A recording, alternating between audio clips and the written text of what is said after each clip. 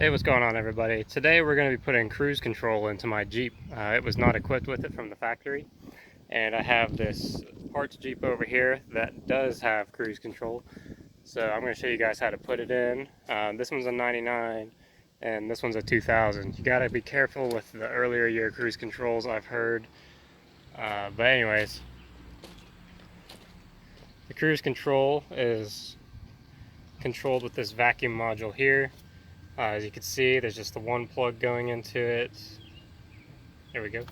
There's just this one plug going in, the vacuum hose here that goes off to this T connector, and then the cable that goes to the throttle. So if we go over here to the Jeep that doesn't have it, you can see there's not any vacuum actuator here. It does have the T for the vacuum though, and we have the clip right here for the actuator. It was actually down in here where see this hole right here. There was a zip tie holding it all together since this wasn't being used, but we're going to clean that out a little bit because it's pretty muddy from all the stuff that I like to go do. And then after that, all we got to do is we have to take the steering wheel buttons and it should work. As you can see, mine doesn't have the buttons. You also need the clock spring, don't forget that. So you will need a steering wheel puller. You will have to take this airbag off.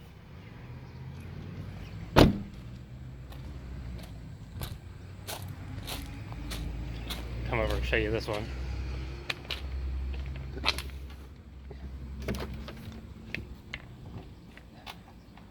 That door open there. Check for wasp. Alright. See, this one's got the cruise control on it. So we're going to take that whole steering wheel off and get the clock spring out and transfer it to my Jeep. So I'm going to show you all the steps along the way on what we need to do. Get cruise control on this bad boy, and then we'll go give it a test. Alright, we got the Jeep pulled inside because it's real hot outside today. And first things first, what we're going to do is we're going to disconnect the battery.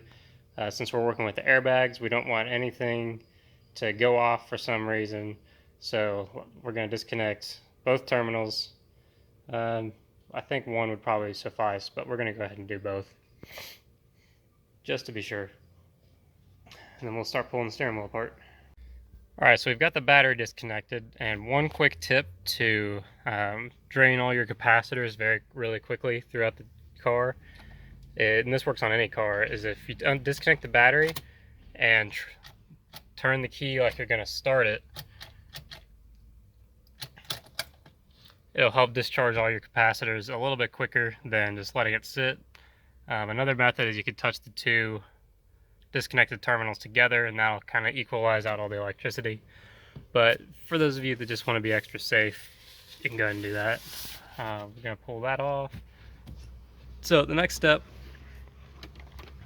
for us is to take off the airbag. So back here, these are your airbag screws. Looks like an 8 or a 10 millimeter. Find out real quick. Got a 10 millimeter handy.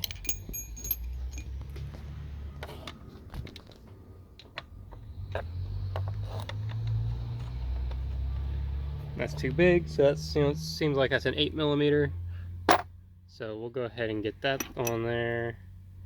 And looks like we got one of them handy too.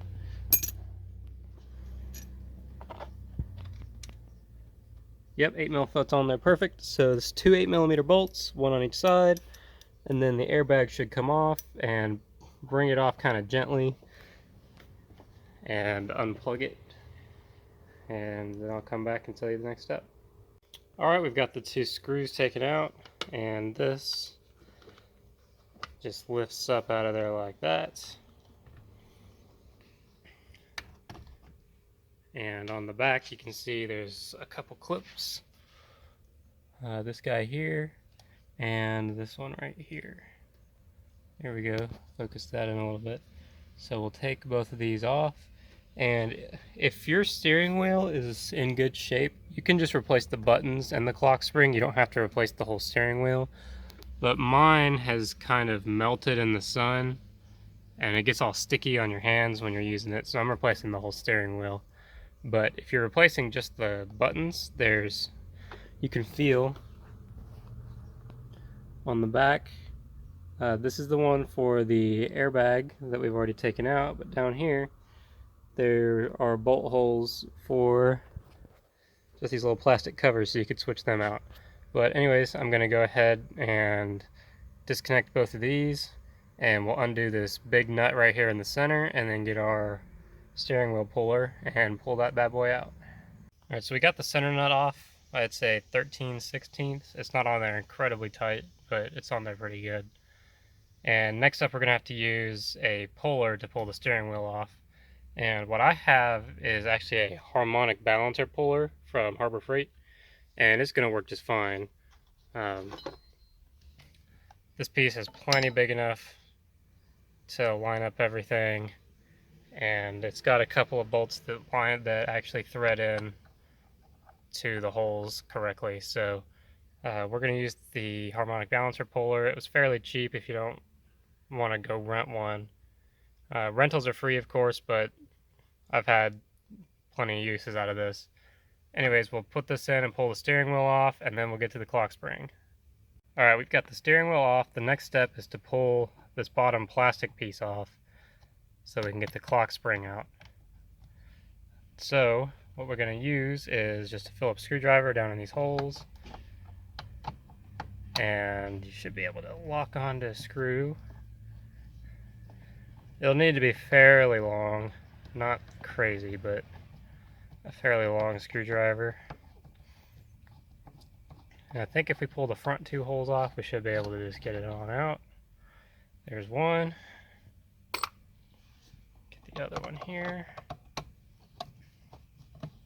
Yep, it's already coming apart on me.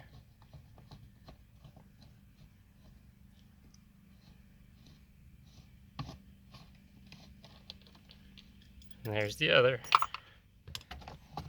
Now this guy falls off, this one comes up a little bit, and here's the clock spring. So we'll get that taken out, and then we'll run over to the other Jeep, start pulling stuff off. There is a little plug down here for all your clock spring accessories, but we'll take this out, get this clock spring out of here, go get the other one off. Alright, so we're in the parts Jeep. Went ahead and got the airbag all taken out and unplugged, and as you can tell, these were the only two connections in our non-cruise control Jeep. And there's another one here for the cruise control Jeep, and then it's got the two connectors on the buttons, but since we're taking this whole steering wheel, we're not going to worry about them. We're just going to take this here. If you were to do just take the pieces off of your steering wheel and replace them with these pieces, you're going to have to unplug both of these harnesses. There's another one that goes up under right here, but we're taking the whole steering wheel, so well, that's broken. Anyways, I'm going to go ahead and pull this off.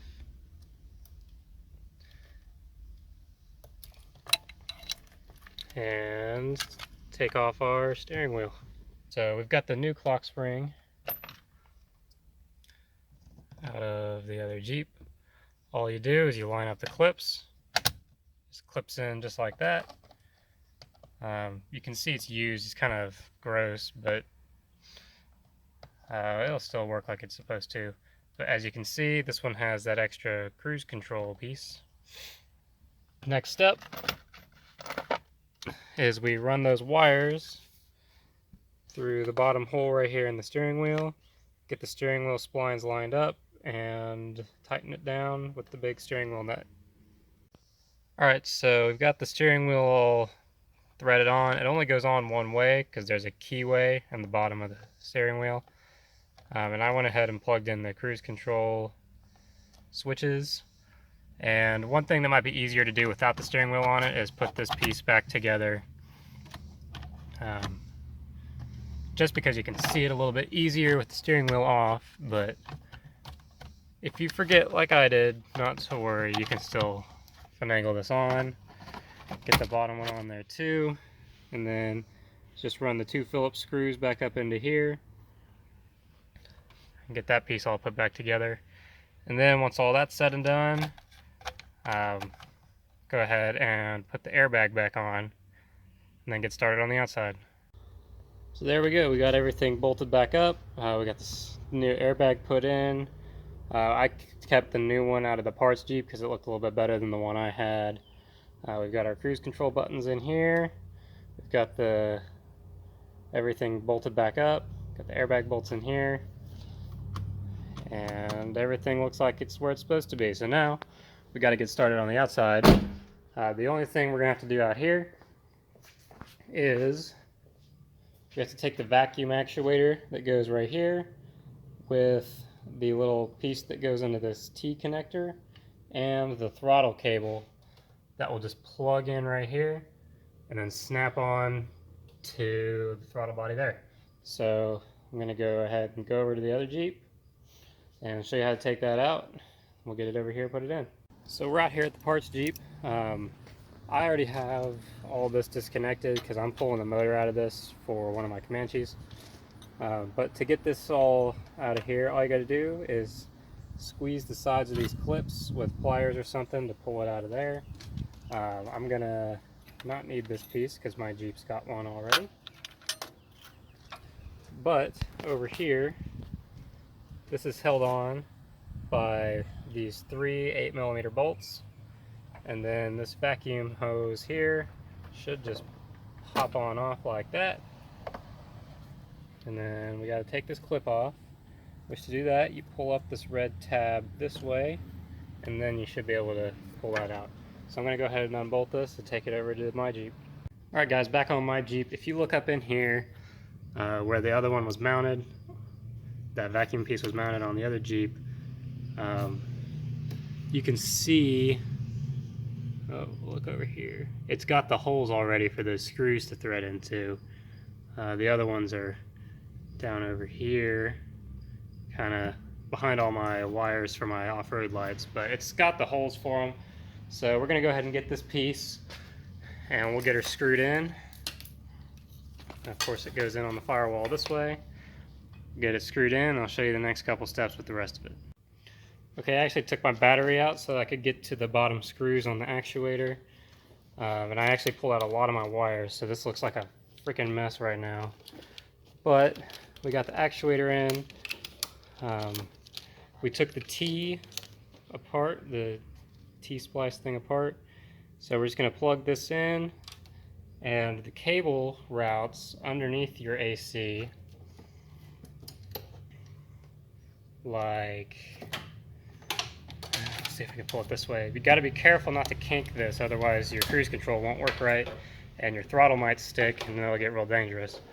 It needs to go underneath here like this to match the other one, and then it clips into this. We'll stick this through here and move this way. So you stick the end of the cable through like that, and then this guy clips in just the way it came out of the other one. Make sure that's nice and secure. Clip this guy down into there, and then this piece just hooks over the end of this. And instead of trying to pull the cable all the way out, you can actually push this forward. And then you hear that click. It has a nice click. Make sure that's on there good. And make sure your throttle isn't being held open for any reason. Make sure it closes all the way. But we're going to go ahead and come back over here. And we have to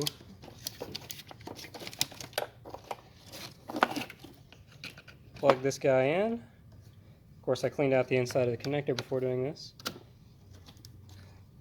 Plug that in, and then latch down the red piece and make sure it clicks.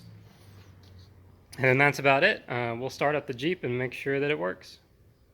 Alright, so we got her all started up. Everything's looking good. And if you click on your cruise control, you should see the cruise light up right up there on the top left. And that's how you know that it's working. But we're gonna go take her out on the road, make sure it's all going good. But that's how you install cruise control into your Cherokee that does not have cruise control. I hope this video is helpful for you guys, and stay tuned to see more videos.